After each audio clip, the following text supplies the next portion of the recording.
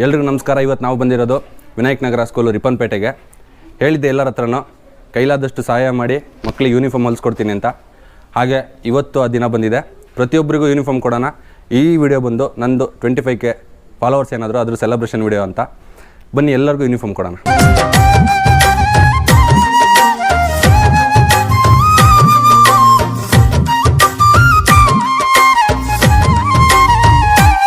ಕರುಣೆಗೆ ಬೆಲೆಯಿದೆ, ಪುಣ್ಯಕ್ಕೆ ಫಲವಿದೆ, ದಯವ ತೋರುವ ಮಣ್ಣಿನ ಗುಣವಿದೆ.